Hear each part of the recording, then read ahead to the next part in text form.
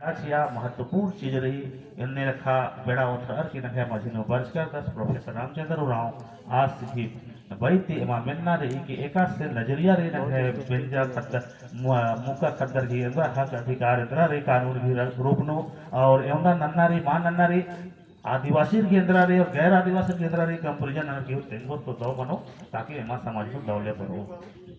ग्राम सभा पर हम थोड़ा सा ग्राम सभा का विषय बाद में है दादा। नहीं हम थोड़ा सा चूंकि खत्म हो रहा है इसमें, चूंकि नियमावली बनाने के लिए रामचंद्र जी चाहे बहुत सारे एक्सपर्ट लोग उसमें काम किए और सरकार जो आपको व्हाट्सएप में जारी की उसमें उस नियमावली में बहुत कम अधिकार दिए गए। ठीक है, इसको भी हम लोगों को समीक्षा करना चाहिए और खास रूप से जो ग्राम सभा में हम दो तीन चीज मुद्दे पर हम इसमें विशेष रूप से जोर देना चाहते हैं कि भाई नियमावली बने तो एक तो ग्राम सभा को जो गलत ढंग से हड़पी हुई जमीन को वापस करने का पावर, दूसरा जो है खरीद बिक्री में भी अगर आदिवासी टू आदिवासी हो उसमें भी एनओसी ग्राम सभा दे। तो इस तरह से जमीन का कुछ मामले और भी हैं तो इसके लिए अभी हम लोग नियमावली में चर्चा नहीं करेंगे तो नियमावली चर्चा करेंगे हम खत्म कर रहे हैं अब। तो इसके लिए हम लोगों को प्रत्येक जिला स्तर पर हमको लगता है कि सेमिनार हम लोगों को करना पड़ेगा और सही जागरूक हम लोगों को करना पड़ेगा। धन्यवाद। बिल्कुल, मैं बीच में भी दादा को रोकने का प्रयास इसलिए किया कि अगला विषय को हमने अनाउंस कर दिया है और अगर इस विषय में फिर दिमाग को हम लोग इधर उधर पलटी करते रहे तो अच्छा नहीं होगा। और रही बात है नियमावली का, नियमावली सरकार अपनी ओर से बनाने का प्रयास कर रही है। आज तक समाज के बीच में उस नियमावली को नहीं लाया गया है, बना करके कोई प्रूफ नहीं दिया गया है। वो एक बार हुआ था, उसमें लिखित हम लोगों को मिला था कि भाई इसमें क्या संशोधन किया जा सकता है, संशोधन करके हम लोगों ने दिया है, अभी तक उसको आगे नहीं लाया गया है। तो अभी उसमें कम बेसी हो रहा है, उसमें हो सके संशोधन हो रही है। तो बहुत अच्छा बात इन्होंने रखा कि इसको हम लोग को छोटा छोटा सेमिनार करके बढ़िया से जानकारी पढ़ा भी करके हम लोग इसको जानकारी ले सकते हैं। तो चलिए आगे की ओर पुनः जो है हम लोग मेन विषय पे देखिए, पैतृक संपत्ति में आदिवासी बेटी का अधिकार पर चर्चा अभी हम लोग करते हैं। उसके तुरंत बाद जो है पारंपरिक ग्राम सभा पर फिर से हम लोग को चर्चा करना है, इसलिए उसके लिए विस्तृत सब्जेक्ट है, विस्तृत समय भी हम लोग लेंगे। लेकिन इस विषय को अभी हम लोग प्रोफेसर रामचंद्र उरांव के माध्यम से हम लोग जानने का प्रयास करेंगे। तो चलिए एक बार और जोरदार हम लोग तालियों से स्वागत करेंगे। आते आते उनको हम लोगों ने माइक दिया और बैठने का मौका भी नहीं दे रहे हैं। चलिए धन्यवाद। बहुत बहुत धन्यवाद संजीव जी। एक अहम मुद्दे के ऊपर आप ये चर्चा आयोजित कर रहे हैं, वो है पैतृक संपत्ति में आदिवासी बेटी का अधिकार। कुछ सवाल जो थे जो हुए थे, गैर आदिवासी लोग ग्राम सभा गठन कर रहे हैं वगैरह वगैरह, वो ग्राम सभा के स्तर पे उसको हम उसका जवाब देंगे। लेकिन चूंकि आपने विषय शुरू कर दिया तो हम इस विषय को लेकर आगे बढ़ते हैं। ठीक है, देखिए ये जो विषय है ये बहुत ही ज्वलंत विषय है और ये विषय आगे आने वाले समय में भी हमारी नींद हराम करेगा, ये तो पक्का है। इसलिए बहुत अच्छी बात है कि हम समय रहते इस पर चर्चा कर रहे हैं, क्योंकि हम देख रहे हैं कि कानून अन्य समुदाय के भी बदल रहे हैं, चीजें भी बदल रही हैं, सामाजिक, आर्थिक, राजनीतिक, सारा जो हमारी इर्द गिर्द जो गतिविधियां हो रही है सब बदल रही हैं और इस बदलाव में आदिवासी भी अछूता नहीं, वो भी बदल रहा है, वो भी शिक्षित हो रहा है, वो भी व्यवसाय में जा रहा है, वो भी रोजगार कर रहा है, वो भी नौकरी पेशा में जा रहे हैं, उनकी भी उम्मीदें बढ़ रही हैं। और सबसे बड़ी बात है कि उनकी जो आपस की जो संबंध है गैर आदिवासियों से वो भी बढ़ रहा है, बढ़ रहा है। हो सकता है एक समय था जब आदिवासी एक क्षेत्र विशेष पे था, और वो भी एक कारण बना था कि आदिवासी एरिया, शेड्यूल्ड एरिया को कैसे निर्धारित करेंगे। तो मैंने बताया कि एक विशेष भौगोलिक क्षेत्र होगा। अब हमारे विशेष भौगोलिक क्षेत्र में सिर्फ हम नहीं है बल्कि और लोग भी आ गए। हम भी उस अपने विशेष क्षेत्र से हम तमिलनाडु में जा रहे हैं, कलकत्ता में जा रहे हैं, हमारे लोग व्यवसाय कर रहे हैं, नौकरी कर रहे हैं, वगैरह वगैरह। तो समय स्थिर नहीं है, समय स्थिर नहीं है तो आदिवासी भी स्थिर नहीं है और उनके क्षेत्र में भी लोग आ रहे हैं।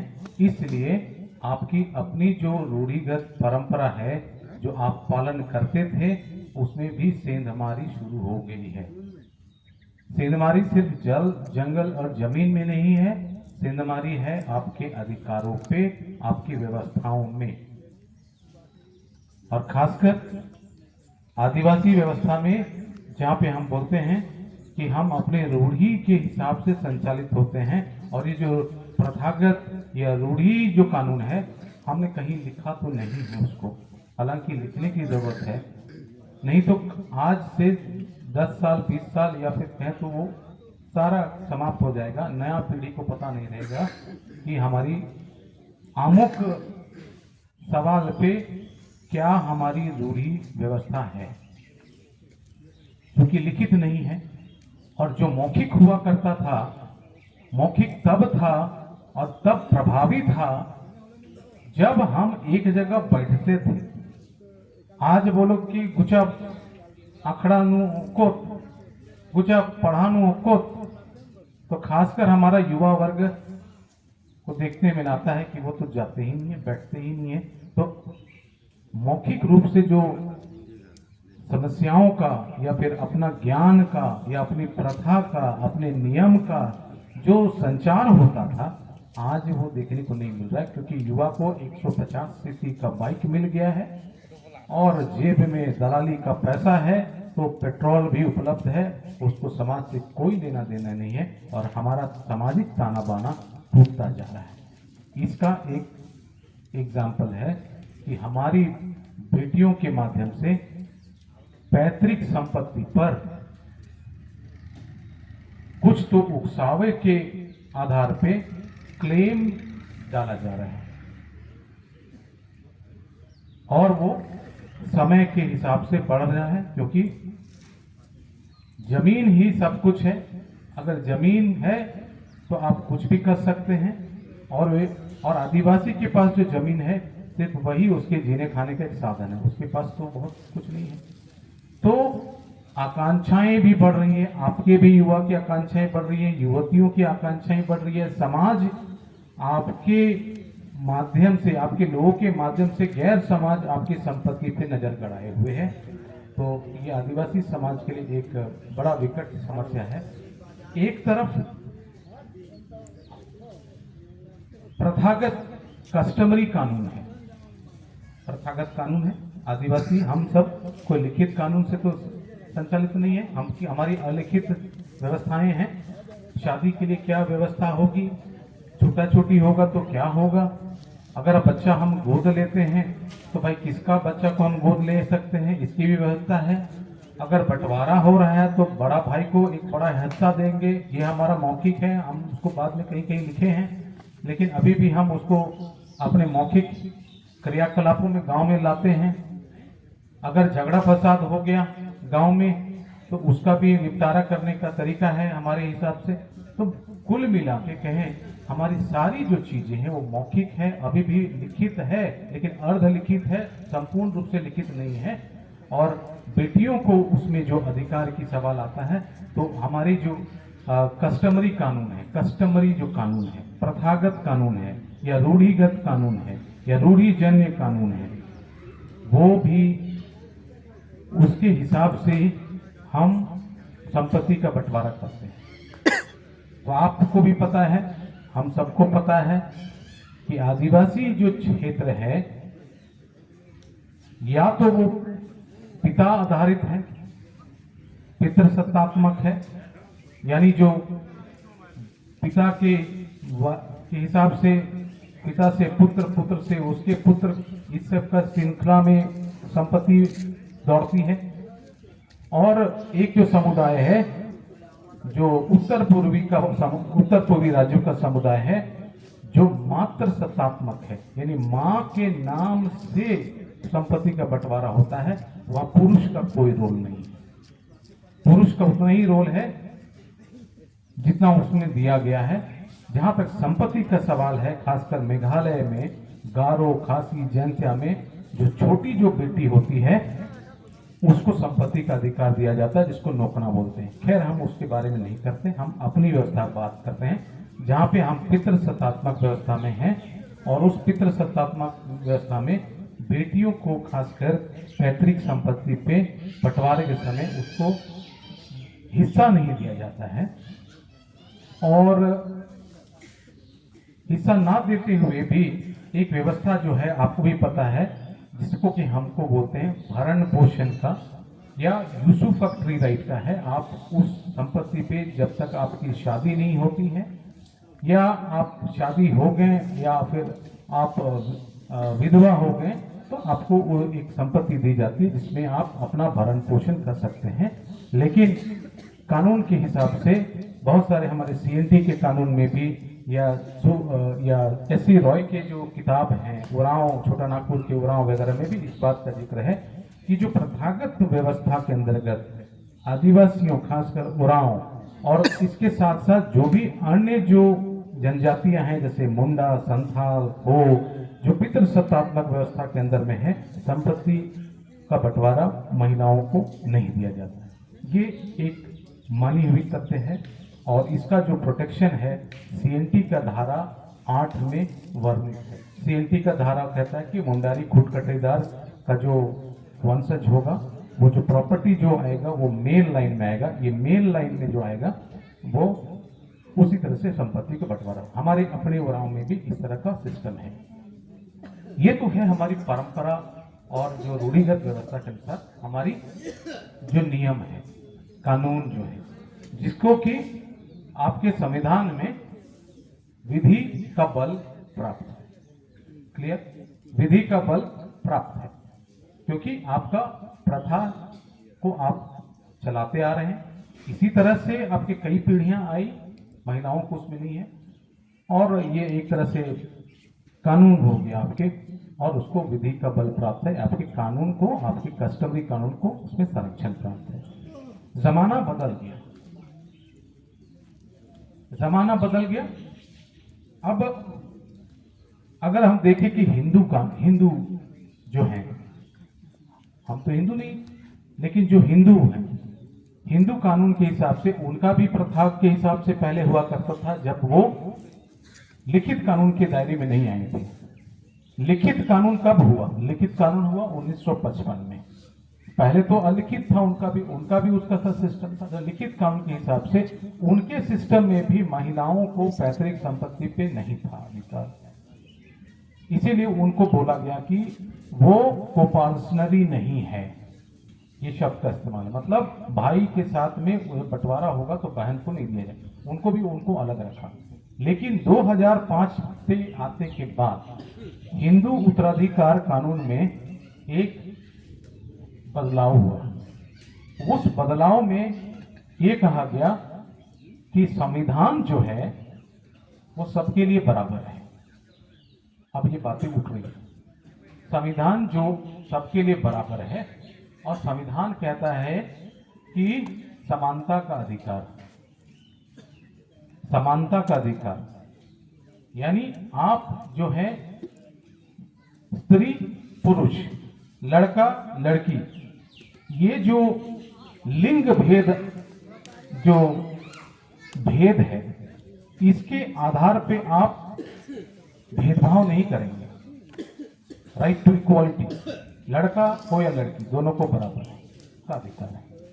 तो चूंकि संविधान जब लागू हुआ, उन्होंने कहा कि भाई राज्य सरकारें भी भेद नहीं कर सकती है। आर्टिकल 15 में ये कहा गया कि राज्य सरकार भी भेदभाव नहीं कर सकती है। लिंग आधारित, जन्म आधारित, स्थान आधारित, निवास आधारित वगैरह वगैरह के आधार पे राज्य सरकार भी भेदभाव नहीं कर सकती। तो एक संविधान आया 1950 में 2005 में संविधान के मूल भावनाओं के हिसाब से हिंदू उत्तराधिकार कानून में 2005 में बदलाव हुआ, जिसमें बोला कि लड़कों के साथ लड़कियों को भी हम अधिकार देते हैं पैतृक संपत्ति में। तो उनका एक कानून बन गया। अब रही बात कि सवाल उठने लगे कि भाई देखिए, हिंदू जो हैं उनके यहाँ तो लड़कियों को भी पैतृक संपत्ति पे अधिकार मिल रहा है, आदिवासी समाज में लड़कियों को क्यों नहीं अधिकार मिल रहा है? एक तो ये है कि अभी तक आदिवासी समुदाय में इस बात को नहीं छुआ गया, अभी भी हम नहीं देते हैं, लेकिन सवाल उठ रहे हैं। वो सवाल को हमको और आपको समझना जरूरी है, और इसका समाधान जो हमको ढूंढना भी जरूरी है। पहली दफा इस विषय पर एक केस होता है, जिस केस का नाम है मधु किश्वर बनाम बिहार सरकार। आपको याद होगा 1996 में मधु किश्वर बनाम बिहार सरकार का एक केस होता है, जिसमें वो सीएनटी कानून को चैलेंज किया जाता है एक स्त्री के द्वारा, जिसका नाम है जूलियाना लकड़ा। जूलियाना लकड़ा ने हाईकोर्ट में पिटीशन डाला, जब पटना हाईकोर्ट में 1996 की बात है, ये तो डिसीजन आया, उसके पहले ही आया कि जो आपका सीएनटी में जो बात लिखा हुआ है ना कि महिलाओं को नहीं दिया जाएगा पैतृक संपत्ति में, खासकर मुंडारी खुद कटेदार वाला जो सिस्टम में, वो जो बातें लिखी हुई हैं वो भेदभावपूर्ण है। और दूसरा जो है कि ये उसके जीवन जीने के अधिकार का हनन है। एक बराबरी के अधिकार का हनन है, दूसरा जीवन जीने के अधिकार का हनन है, जो कि संविधान की मूल अधिकार है। इस बात को लेकर पिटीशन दायर होता है और कहा जाता है कि सीएनटी में बदलाव कीजिए। तब के ट्राइब्स एडवाइजरी काउंसिल में ये बात उछाली जाती है, और समुदाय जैसे आज विरोध कर रहा है उस वक्त भी विरोध किया, और इसके दबाव की वजह से उसमें चेंज नहीं हुआ। लेकिन सुप्रीम कोर्ट ने इसमें कहा बिहार सरकार को तब के कि जब तक देखिए महिला और पुरुष दोनों का अधिकार है, तो जब तक एक महिला का जीवन का सवाल लंबित है, तब तक ये जो पैतृक संपत्ति का नहीं देना उसको लंबित रखा जाए। लेकिन सुप्रीम कोर्ट ने तमाम चीजों को देखते हुए ये कहा कि अभी ये समय सही नहीं है कि हम अभी पैतृक संपत्ति पे महिलाओं को दें, क्योंकि अभी भी समाज में बहुत जागरूकता नहीं है, अभी भी ये समय नहीं आया है कि हम इसको अभी चेंज कर सकते हैं। लेकिन तब के बिहार सरकार को उन्होंने निर्देश दिया कि आप समानता की तरफ बढ़िए और कुछ नियम बनाइए। लेकिन तब के बाद बहुत लंबा अरसा गुजर गया है, कोई उस तरह की चीज नहीं आई। लेकिन ये सवाल आज भी हमारे बीच जिंदा है, ये आज भी हमारे बीच है, और एक बड़े सवालों के साथ है, क्योंकि 2005 का अमेंडमेंट हो गया है। तो अगर ये बात को फिर आप देखें, बाद के अगर न्यायपालिका का जो रवैया है उसको आप देखें, तो वो कई दफे कई जजमेंट्स के माध्यम से उन्होंने इस बात को उठाया है। 2022 में 96 के बाद 2022 में एक और जजमेंट आता है दिल्ली हाई कोर्ट में। उसमें भी एक मैटर था कि जो पैतृक संपत्ति पे उसका बंटवारा नहीं, उसको लैंड एक्विजिशन एक्ट के तहत में उसको अधिग्रहण कर लिया जाता है और उसका कुछ मुआवजा मिलता है। उस मुआवजा में कमला नीति नाम की एक जो महिला है, आदिवासी महिला, वो भी दावा ठोकती है कि भाई चूंकि ये जो बंटवारे का पैसा है उसमें महिला का भी हक होगा, क्योंकि प्रॉपर्टी तो एक बाप का है, तो महिला और पुरुष का कोई भेदभाव नहीं, तो हमको कॉम्पनसेशन में भी अपना हिस्सा दीजिए। इस बात को लेके वो कोर्ट गई। लेकिन इसमें भी हालांकि कोर्ट ने कहा कि इसमें ये जो कस्टमरी कानून है वो एक तरह से महिला को तो हक नहीं दे रही है, लेकिन चूंकि ये कानून है अभी की स्थिति में, हम उसमें छेड़ेंगे नहीं, इसलिए उन्होंने उसको मना कर दिया। कमला नीति को उसमें नहीं दिया, लेकिन ये कहा कि सरकार जो है, केंद्र सरकार जो है, उसमें बदलाव लाए। तो वहां से भी एक बदलाव का दस्तक उन्होंने दिया कि केंद्र सरकार जो बदलाव लाए और जो आपने हिंदू विवाह अधिनियम में जो आपने सेफ्टी वाल्व लगा रखा है 2 का 2, उसको आप उस पर विचार कीजिए। तो दूसरा एक है कि सुप्रीम कोर्ट ने इस तरह का चीज वहां पे बनाया और इस तरह से दिया। तीसरा जो केस है आपका 2020 का है, विनीत शर्मा और राकेश शर्मा का है। उसमें भी ये जो केस है सुप्रीम कोर्ट का, सुप्रीम कोर्ट भी इस तरफ से है कि चूंकि अब संविधान लागू हो गया, 14 है, आर्टिकल 14 है, और इस तरह का विभेद जो है वो इस समय में जायज नहीं है, इसलिए उन्होंने भी कहा कि ये ठीक बात नहीं है और इस तरफ केंद्र सरकार को सोचना चाहिए। ठीक है, तो 3 जजमेंट्स जो हैं, एक है मधु किशोर, नहीं छेड़ा गया, सरकार को आदेश है बिहार सरकार। कमला नीति 2023, सरकार को आदेश। नारायण के जजमेंट में सरकार को आदेश है। तो कुल मिला के ये देखने को आ रहा है कि जो अभी के बदलते समय में एक द्वंद्व का स्थिति है। अगर हम सोचे तो हम द्वंद्व की स्थिति में जी रहे हैं। एक तरफ हमारे पास संविधान है, वहां पे बातें जो लिखी हैं मौलिक अधिकार की बात है, दूसरी तरफ है हमारी परंपरागत व्यवस्था जहां पे हम महिलाओं को उनके अधिकार नहीं दे रहे हैं और महिलाएं कोर्ट जा रही हैं। जैसे एक जो केस गया था हम लोग के बीच में मधु प्रभा मिंच, और कोर्ट जा रही है और वो इस कानून जो बदलाव हुए हैं उसका हवाला देते हुए वो यह मांग कर रही है कि महिलाओं को भी पैतृक संपत्ति पे अधिकार मिले समानता के सिद्धांत के हिसाब से। अब वो खुद गई है या जैसे कि जो तथ्य हैं उसमें ये उभर के आया है कि वो किसी गैर आदिवासी के संपर्क में थी और गैर आदिवासी ने इसको उकसाया कि चूंकि तुम बाप की सेवा कर रही हो और कोई नहीं है लड़का, तो इसीलिए आप बाप की संपत्ति पे आप दावा ठोको। तो ये तो एक तो उकसावा भी है, और उसके उकसावे के तहत वो जाके उसको समानता के सिद्धांत के हिसाब से वो उसको प्रॉपर्टी दे देती है। और उसमें सबसे बड़ी बात है, कोर्ट ने ये कहा कि देखिए कई जगह तो महिलाओं को दिया गया है, कई जगह तो नहीं दिया गया है, तो आपका जो रीति जो है, रिवाज जो है, उसमें एक रूपता नहीं है। घूम फिर के हमको एक सवाल पे आते हैं, जब हम कहते हैं कि हम रूढ़ी से संचालित समुदाय हैं, तो रूढ़ी से संचालित जब हम कहते हैं तो हमारे ऊपर एक जिम्मेवारी है कि अगर हम नहीं दे रहे हैं तो भाई उसमें एक रूपता होनी चाहिए। ये नहीं कि कई जगह दिए हैं कहीं नहीं दिए। और इसी बात को आधार बना के सिंगल जज बेंच जो है उन्होंने हाईकोर्ट में कहा कि भाई इसमें एक रूपता नहीं है और विधि जो है, रूढ़ी जो है, विधि है, लेकिन उस विधि में एक रूपता होनी चाहिए। क्योंकि एक रूपता नहीं है, हमारे पास ऐसे उदाहरण है जहाँ पे आप ही के समाज लोगों ने दिया है, इसीलिए हम क्योंकि एक रूपता नहीं है हम उसको दे देते हैं। तो समस्या ये है कि एक तो है हमारे पास समस्या है कि गैर आदिवासी इसका गलत इस्तेमाल करके हमारी आदिवासी महिलाओं से शादी रचा के फिर वो प्रॉपर्टी पे समानता के सिद्धांत के हिसाब से दावा ठोके और बोले कि भाई देखो मांगो संपत्ति का अधिकार।